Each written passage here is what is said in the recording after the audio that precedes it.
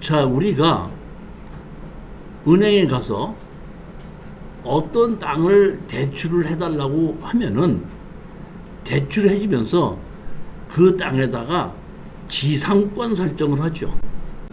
땅의 가치는 사용의 가치고 사용의 가치는 인허가입니다. 땅 자체가 돈이 되는 것이 아니라 땅은 사용의 권한인데 내 땅이라고 하더라도 내 맘대로 쓰지 못하고 인허가를 받아야 되거든요. 그러니까 땅의 가치는 그 땅에 어떠한 인허가를 받느냐에 따라서 그 땅의 가격이 달라지는 것이 인허가 문제라는 얘기예요. 그런데 땅을 담보로 자꾸 대출해 주는데 그 위에 있는 건물을 다른 사람이 지어서 실질적으로 다른 사람이 그 건물 주인이 그 땅을 사용하고 있다 그러면 땅을 담보로 해서 돈을 빌려준 은행에서는 자기가 돈을 빌려준 것을 회수할 수가 없어요. 그렇기 때문에 지상권 설정을 해서 누구라도 자기네 허락을 받지 않고 그 건물 인허가를 못 받게 만들어 놓은 것이 지상권이라는 겁니다. 자, 내가 어떤 땅에다가 내가 건물을 짓는데 땅 주인과 건물 주인이 같으면은 건물 주인이 땅 주인한테다가 내가 이 땅에다가 건물을 짓는다는 걸 사용승낙을 바꿔줘야 돼, 안 바꿔줘도 돼요? 안 바꿔줘도 되죠. 근데 만약의 경우에 다른 사람 땅에다가 내가 건물을 짓는다 그러면 건물 주인이 제3자에게 그 땅을 빌려줬다는 것을 대항력을 인정을 받으려면, 빌렸다는 인정을 받으려면은 먼저 땅 주인에게 지상권 설정을 등기부등본에 해놓고 건물을 지어놓게끔 되면 그 건물 주인이 땅을 다른 사람이 사더라도 지상권이 인정이 되고 그 지상권은 제3자한테 가도 대항력이 생긴다는 얘기입니다. 근데 만약의 경우에 지상권 설정을 하지 않고 등기부등본을 하지 않고 당사자 간에 나 지금 당신 땅에다가 집 좀 지어도 돼? 지어 해갖고 집을 지어놨다 이런 얘기예요. 근데 땅 주인이 만약에 바뀌지 않습니까? 바뀌었을 때는 땅 주인이 원래 땅 주인하고 건물 주인하고 임대차 계약을 맺어서 건물을 지은 거 아니에요. 근데 땅 주인이 바뀌어가지고 나 당신하고 임대차 계약 이제 없어, 안 할 거야 하게끔 되면 건물 주인으로서는 그 건물을 허물어야 된다는 얘기예요. 그러니까 원칙적으로 보게끔 되면 다른 사람의 땅에다가 건물을 지었을 때에 사용승낙을 받았고 사용승낙을 받은 거를 등기부등본에 올리게끔 되면은 제3자에게 대항력이 생기는데 자기 땅에다가 자기 집을 짓는데 자기가 자기한테 허락을 해줄 리가 없죠. 그러다 보니까 자기가 자기 땅에다 집을 짓기 때문에 등기부등본에 올릴 일이 없죠. 그렇지 않습니까? 올릴 일이 없는데 어쩌다가 하다 보니까 건물 주인과 땅 주인이 바뀌게끔 됐을 때는 처음부터 땅 주인과 건물 주인이 같았기 때문에 빌렸다는 것을 등기부등본에 올릴 필요가 없었기 때문에 그것은 법이 정해준 지상권이다. 등기부등본에 올리지 않아도 법으로 정해지는 지상권에 대해서 법정 지상권입니다. 이해가셨나요? 근데 이 법정 지상권은 건물이 등기부등본에 있든지 없든지 무허가 건물인지 상관하지 않고 땅 주인과 건물 주인이 처음부터 같았는데 어떤 이유 서락도 달라졌기 됐을 때는 등기부등본에 올리지 않아도 법정 지상권은 인정이 되는 겁니다. 그러니까 이게 지상권, 법정 지상권입니다. 이해가셨죠? 원래 지상권은 다른 사람의 땅을 빌릴 때는 등기부등본에 올려야지 되는데 대부분 올리지 않다 보니까 다른 땅 주인이 바뀌었을 때 대항할 수가 없다.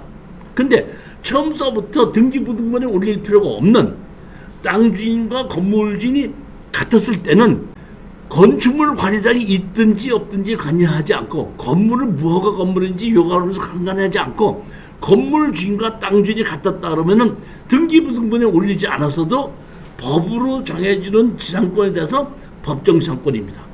자, 여기에 지금 지상권과 법정지상권을 설명드린 겁니다. 이제 이번에는 차지권에 대해서 설명을 드립니다.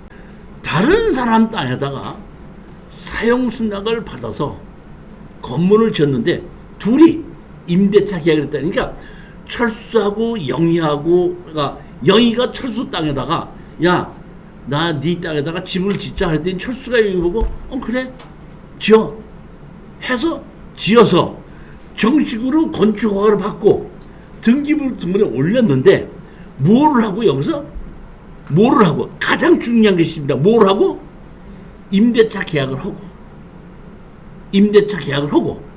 계속해서 돈을 지급을 하면서 5년이 됐든지 10년이 됐든지 다 땅 주인에게 계속해서 지급을 하면서 남의 땅을 사용했는데 땅 주인이 바뀌었다 했을 때는 제3자에 대해 임대차 효력이 생긴다 이렇게 돼 있죠. 자, 이게 뭐거든요? 민법 622조에 있는 겁니다. 건물이 등기가 있는 차지권의 대항력이 제목입니다. 622조입니다. 건물의 소유를 목적으로 한 토지 임대차는 이를 등기하지 아니한 경우에도, 아까 지상권 설정을 해야 된다 그랬죠. 등기하지 아니한 경우에도, 지상권 설정을 안 해놨어도 그 지상 건물을 등기한 때에는 제3자에 대해 임대차의 효력이 생긴다. 가장 중요한 것이 뭐냐면 정식으로 이거는 차지권을 인정을 받으면 정식으로 건물을 짓고 그 다음에 건물을 등기부등본에 올리고 그 다음에 임대차를 했다는 것을 입증을 해야 됩니다. 예를 들어서 철수하고 영희가 철수의 땅에다가 집을 지었는데 임대차 일시 계속해서 지었다 그러면 제3자가 낙찰을 받았을 때도 영희는 임대차 효력이 그대로 생길 수가 있다, 주장할 수가 있다는 얘기입니다. 근데 핵심은 뭐냐면 영희하고 철수가 영희한테 사용승낙을 해줬는데 임대차 계약 없이 그냥 해줬다 이런 얘기입니다. 기양해줬을 때는 차지권이 인정이 안 됩니다. 자, 차지권이 인정이 되려면 제일 먼저 정식으로 건축허가를 받아야 되고 등기부등본에 올려야 되고 그 다음에 뭐를 해야 돼? 계약이 돼야 되는 겁니다. 이렇게 되면은 차지권이 인정이 되는데, 차지권은 뭘 할 수가 있냐면 땅 주인과 건물 주인에게 다 권한이 있는데 땅 주인이 이제 바뀌었지 않습니까? 바뀌어가지고 나 임대차에 효력이 생긴다 그랬는데 땅 주인이 새로 바뀌어갖고 나 너하고 이제 임대차 안 해. 그러니까 건물 철거하고 나가 이렇게 주장할 수가 있고, 그렇게 통보를 해서 6개월 정도가 지나면은 그 먼저 번에 있던 임대차는 해지하는 것으로 보이는 겁니다. 해지가 되는 겁니다. 이제 정식으로 제3자가 땅을 샀어도 임대차가 그대로 인정이 되는데, 나 너하고 더 이상 이제 임대차 계약 안 맺을 거니까 해지해줘. 그러면 일방적으로 해지 통보를 하게끔 되면은 6개월이 지나면 자동으로 해지가 되는 겁니다. 그러면 이렇게 해지가 됐을 때 건물 주인은 땅 주인을 상대로 해서 뭐라면 매수 청구가 내 건물을 사달라 하고 요구할 수가 있는 겁니다. 이게 뭐예요? 이게 차지권입니다. 뭘 해달라? 매수 청구권. 그 건물을, 내 건물을 사달라. 이렇게 요구할 수 있는 겁니다. 지금 저 지상 건물을 등기할 때 네. 임차인이 이름으로 합니까? 땅 주인 이름으로 등기를 합니까? 아니, 지금 땅 주인은 땅 주인으로 등기가 되고, 네. 건물 주인은 건물 주인으로 등기가 되니까 땅 주인은 철수고 건물 주인은 영익으로 돼 있는 거죠. 그러면 땅 주인은 철수고 건물 주인은 영이다 보니까 법적인 상관은 없다 이런 얘기예요. 근데 이렇게 해서 정식으로 건물을 지었는데 영희가 철수하게 땅 임대 계약을 맺고 매월 돈 준 것이, 지주를 준 것이 입증이 되면은 그 사람에게도 땅을 새로 산 사람에게도 그 임대차 효력이 그대로 생기는데 땅 주인이 나 너하고 이제 건물 먼저 임대차 했던 거 이제 안 할래 하고 일방적으로 통보를 하면은 6개월이 되면 그 임대차는 끝난다 이런 얘기. 끝나는데 끝날 때 건물 주인은 땅 주인에게 오케이 네가 더 이상 나하고 임대차 계약을 안 맺는다고 하니까 그럼 나하고 없는 걸로 하자. 나도 그 건물을 포기하고 나가겠다. 그 대신에 그 건물 주인은 땅 주인에게 내 건물을 사달라 하는 요구를 할 수가 있다는 뜻입니다. 이게 뭐예요? 차지권이라는 겁니다. 보시겠습니다. 여기에 김 누구가 있는데 여기 보면은 문 누구 이름으로 된 거죠? 그렇죠? 그 문 누구가 김 누구를 대상으로 해서 보면은 땅을 공용을 분할해 갖고 이 사람이 지분으로 사놨다가 도저히 안 되다 보니까 다 팔아서 나누자고 해갖고 경매를 집어넣은 겁니다. 지금 보면 이렇게. 그러니까 땅이 지목이 답인데 건축물 관리대장이 있기 때문에 이거는 사실상 대지로서 농지 취득 자격증서가 필요 없이 원래는 건축물 관리대장을 가지고 지목 변경을 신청했었어야 되는데 지목 변경을 신청하지 않았기 때문에 지목은 답으로 그대로 있지만은 사실상 대지이기 때문에 농지증 없이 기한 경매가 진행돼서 감정가 1억 3천에 시작해서 얼마까지 떨어졌죠? 4,500까지 떨어졌는데 이것도 또 얼마로 했죠? 7,100만 원이니까 이것도 질른 겁니다. 다시 말하면 먼저 가격 이상으로 쓰면 질른 겁니다. 지르지 말으라고 제가 누차 얘기하는데도 이 또 보면은 지른 겁니다. 자, 여기 보면 건축물 관리장이 있는데 제외, 단 창고 제외 이렇게 돼 있죠. 그러니까 우리는 땅만 낙찰을 받았고 건물은 낙찰을 받지 않았는데 땅 주인과 건물 주인이 다르고 애초서 처음서부터 땅 주인과 건물 주인이 달랐기 때문에 법정 상권이 없습니다. 그럼 법정 상권이 없으니까 우리로서는 법정 상권이 없는 건물을 철거할 때까지 지려달라고 할 수가 있으니까 그렇다 그러면은 우리가 이렇게 청구를 하게끔 되면은 그러면은 협상에 오지 않을까 이렇게 생각을 하고 추정을 했던 겁니다. 가격도 워낙에 떨어졌기 때문에. 자, 근데 여기 앞에 보시면 여기 보면 창고로 되어 있죠. 정식 등기부등본이 있는 겁니다. 건축물 관리자니까 등기부등본도 있는 겁니다. 농업 창고로 되어 있죠. 그 다음에 또 하나는 뭐로 되어 있죠? 일종 근린 생활시설로 되어 있죠. 이게 뭐예요? 마을회관. 그러니까 보면 노인회관 해갖고 보면 마을회관 해갖고 사람이 여러 명의 이름으로 같이 되어 있는 겁니다. 10명인가 11명 이름으로 되어 있는데 그 옛날에 지어졌기 때문에 그 사람 이름으로 해서 그분이 돌아가시다 보니까 돌아가신 분이 몇 분 있어서 돌아가신 분을 상속을 하다 보니까 나중에 30명 가까이 되더라고요. 우리가 낙찰을 받아서 철거와 지조 소송을 냈더니 바로 이렇게 이 마을회관이고 창고고 공공용 건물이다 보니까 변호사가 바로 와서 변호사가 딱 검토를 하더니 변호사를 상대로 해서 우리가 이제 소장을 내고 다투게끔 되는 겁니다. 자, 땅이 이렇게 있고 여기 보시면 여기 뭐예요? 마을회관이 있고 농산물 창고가 있죠. 땅은 뒤는 이렇게 그냥 밭으로 되어 있는 겁니다.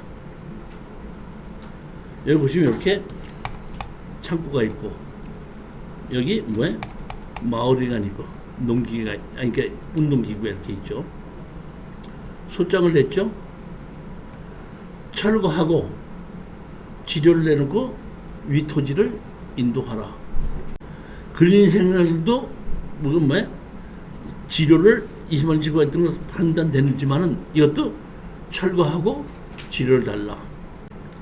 김누구 해갖고 총 이 마을 회관 이름이 전부 다 총 11명인가 되더라고요. 11명 이름으로 돼 있는데 나중에 뭐 소송을 하다 보니까 여기에 이름이 있던 분이 돌아가시다 보니까 우리가 강제로 상속을 시켰잖아요. 상속을 시켜 하다 보니 근 30여 명 가까이 됐었습니다. 청구 취지에 대한 답변. 변호사가 이제 답변한 겁니다.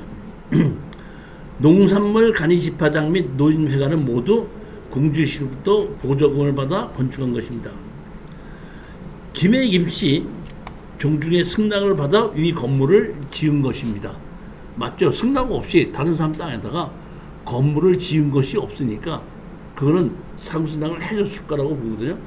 제가 봤을 때도 제가 아시는 분이 그 괴산에 땅을 많이 가지고 계시던 분이 있는데 그분도 마을회관을 짓겠다니까 그냥 지라고 해갖고 그냥 도장 찍어줘서 그냥 졌지 임대차 계약을 하고 월세를 받거나 이러지는 않았었습니다. 그냥 땅이 많으시니까 그냥 아이 그건 내 땅이 일분다 보니까 마을회관을 지어서 쓰라고 했기 때문에 제가 보기에는 이거는 지료를 나중에 봤더니 마을회관은 감정평가사가 갔을 때는 20만 원씩 냈다고 연 20만 원씩 냈다고 하는데 그걸 입증하지 못했고 그 창고는 거기에 있는 마을 청년회에서 임대를 했는데 마을 청년회의 그 왜 뭐라 그러죠 그 출납 계산서에 보면은 매월 15만 원씩인가 제출한 것이 입구 영수증 받은 것이 있더라고요.